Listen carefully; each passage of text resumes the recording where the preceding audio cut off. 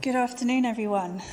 We're here today to celebrate the remarkable life of Simon House, a talented rock violinist of the psychedelic rock world, a man whose journey through the decades was anything but ordinary. Beside his wild musical life, he was a gentleman, passionate about things, but hard to anger and softly spoken. He passed away just as he wished, back in the familiar surroundings of his care home, Langholm in Falmouth, where he lived for 2.5 years. And we extend our thanks to all the carers and the staff at Langholm, most of which he had a wonderful relationship with. Simon leaves behind his children, Thor and Holly, his daughter-in-law, Sasha, son-in-law, Tony, and his grandsons, Corbin, Marley, and Jago. Now, he was a different dad to both of his children with their age gap. With Thor, yes, he was a good dad, but he always seemed to be away on tour when he was growing up. With Holly, he was at home more, enabling him to be more present. But once they were old enough, Simon saw it as his obligation was over. Despite that he was always there for his kids when needed, and they were always close in their own ways. Now, Simon wrote his own memoirs up to the 1970s, so I'll share a much shortened version with you now. Simon was the youngest of two, growing up alongside his sister Thalia in post-war Nottingham, playing hopscotch, listening to the wireless radio with privet hedges in their cul-de-sac. Their childhood was one of curiosity and rebellion, shaped by a household both musical and intense, with their father Bert, who played the clarinet and saxophone between shifts at the ordnance depot, and a strong-willed mother. From these early tensions and inspirations, Simon's reflective and creative nature began to form. He discovered music young, terrified by violin exams, yet uplifted by the sounds of Glenn Miller. That early fascination with sound grew into a life of boundary-pushing artistry. A self-taught, multi-instrumentalist and sonic explorer, Simon became a key force in Hawkwind and went on to collaborate with icons like David Bowie and Mike Oldfield. Beyond the stage, he was a bit of a ladies' man.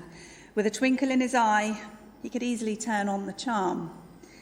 He was even talking about marriage just a few months ago. Now, he loved Marmite, classical music, and a good cup of tea. What you saw was what you got with Simon: honest, wise, and not one to suffer fools gladly.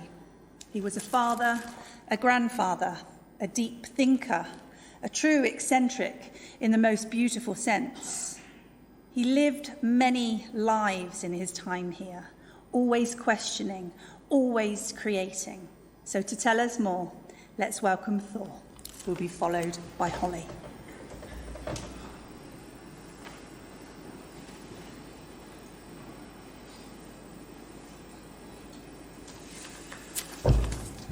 Okay, now I wish I'd brought my glasses.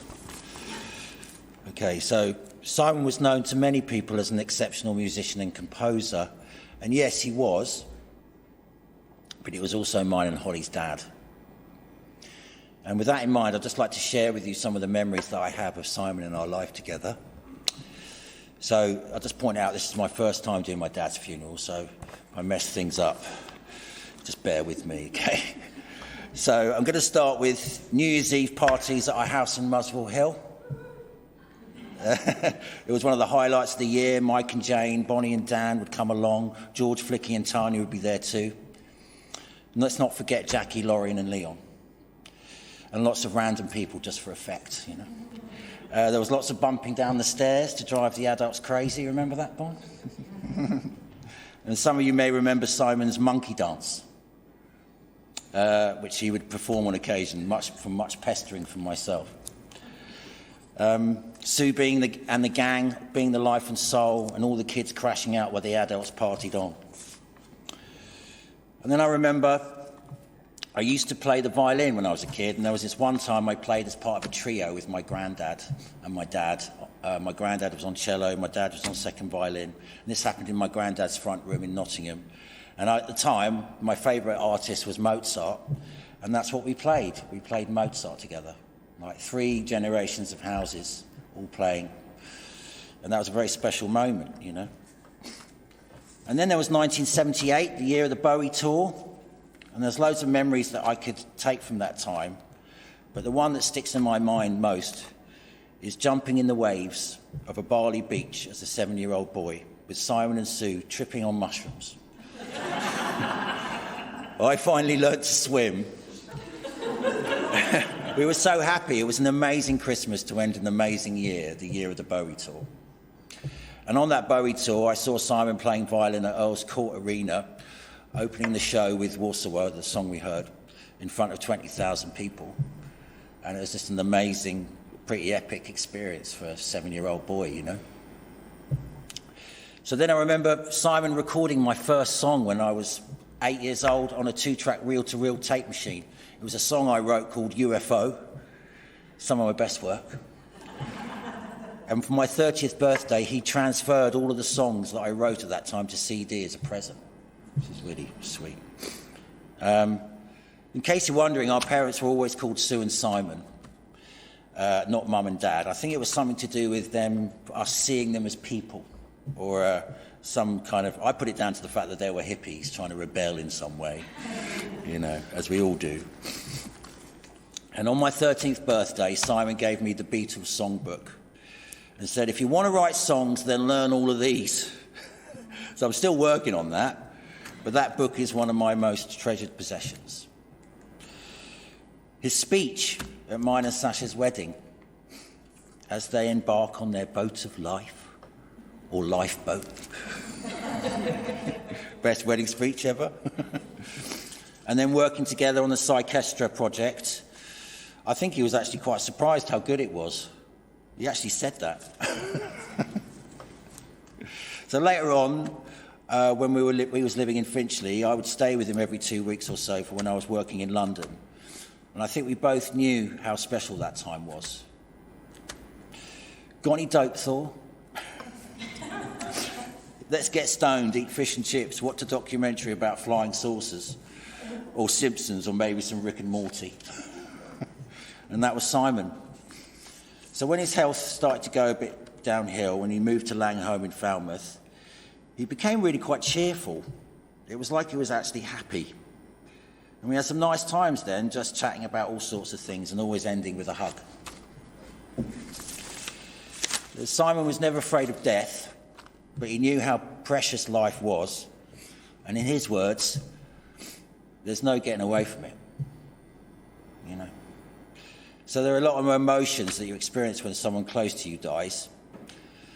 And it's sometimes difficult to put that into words.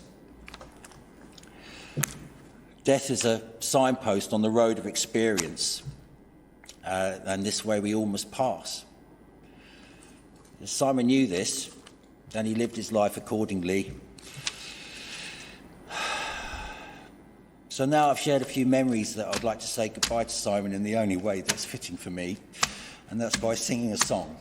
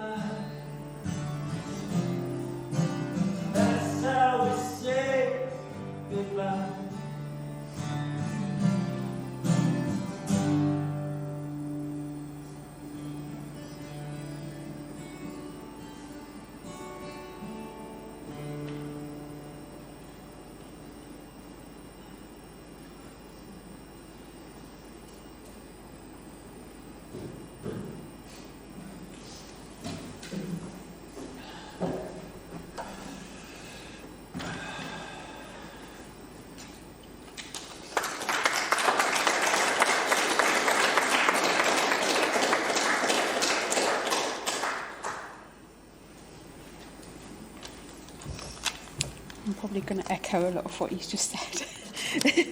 So please forgive. And I'm probably going to be crying a lot as well. So I do apologise if I blubber a bit. It is difficult to be here and attempt to honour my dad in words, as I fear my words will fall short of capturing Simon's true essence. We are not necessarily here to mourn the absence of Simon, but to contemplate the profound impact his presence had on our lives and in the cosmos. If you knew Simon well, he'd be wondering what all the fuss was about. It's been so heartwarming and comforting to see how loved and revered he was. Simon meant the world to me. He's always made me feel safe. Well, almost always. My first memory of Simon is him waiting at the bottom of the stairs to catch me as I'd obviously fallen down the stairs. I must have been about 18 months old. He wasn't big on I love yous, but I never doubted the love he had for myself, Thor, family and friends.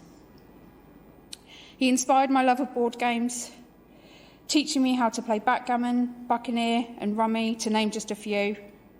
He taught me patience, resilience, perseverance, and to always question things.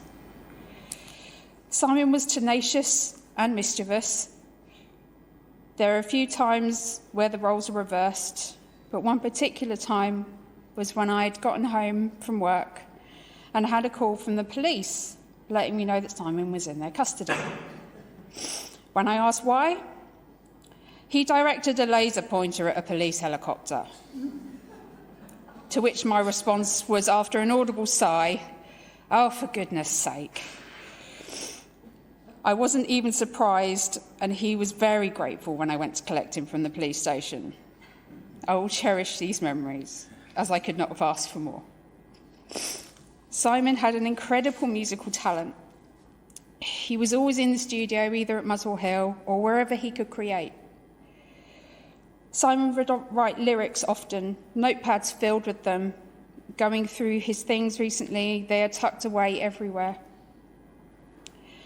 When looking through some of his photos, I came across a blank piece of photo paper with some lyrics on, and I felt it right to share these with you all. Oh, the last time. How do we know if it's the last time? Do we wake up in the morning for the last time?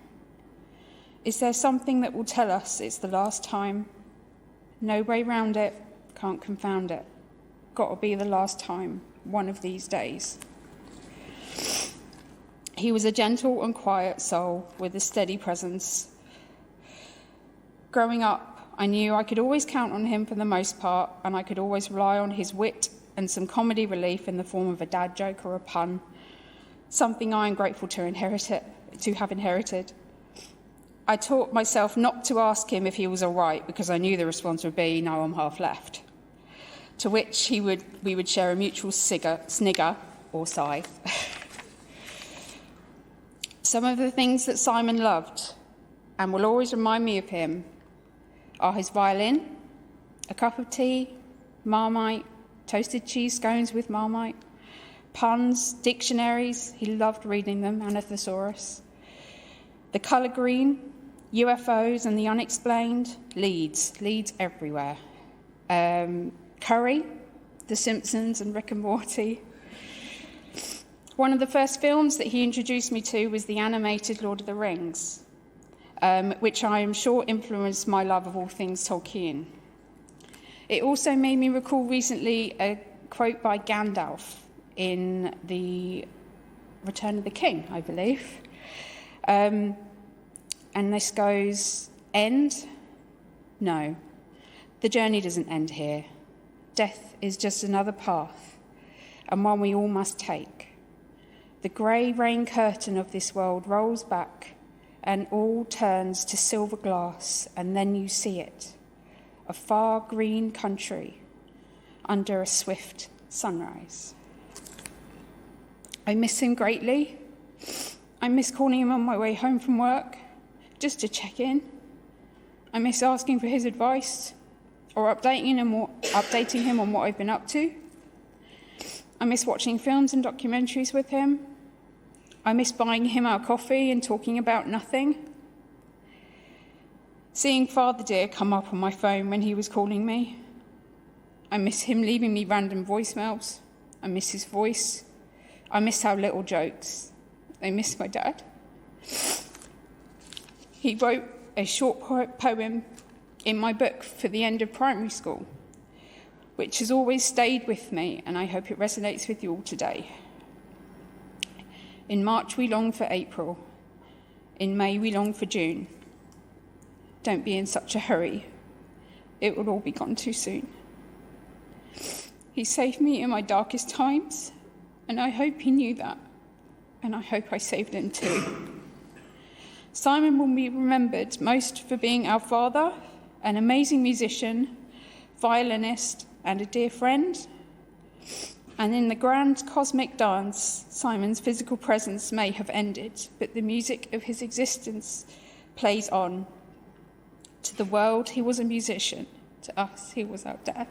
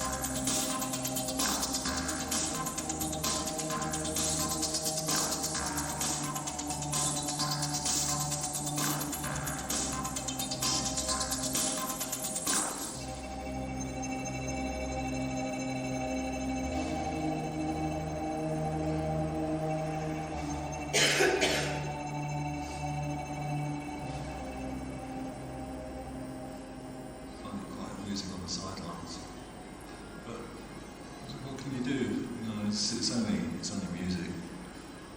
We're all going to die.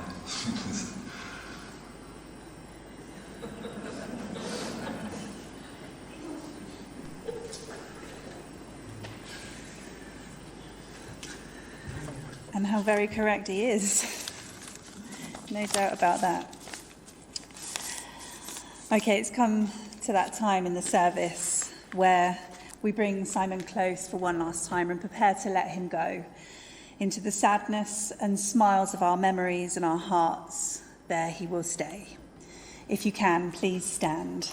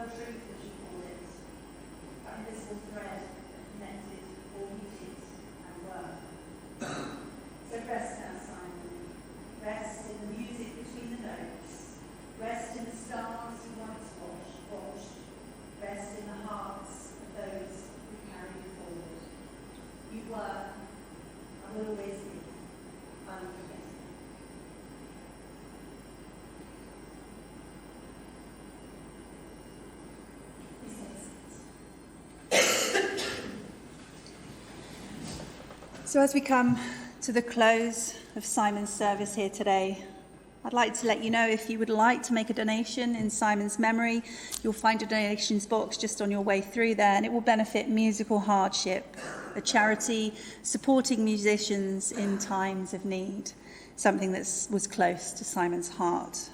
And just to remind you, you're all warmly invited to join Simon's family after the service at the Falmouth Hotel to continue to share your love and stories with them. So let us carry Simon's spirit with us in music, in memory, and in the way that we continue to seek wonder in the world. Though his physical presence has left us, Simon's energy, curious, creative, and utterly unique, will always be around. Remember, no energy is created, therefore no energy can be destroyed.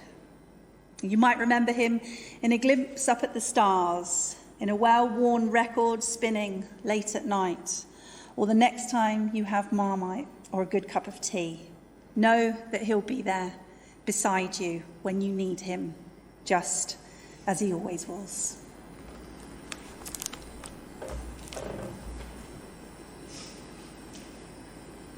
Deep peace to the running waves to you, Simon. Deep peace to the flowing air to you. Deep peace to the quiet earth to you. Deep peace to the shining stars to you. May the road rise to meet you.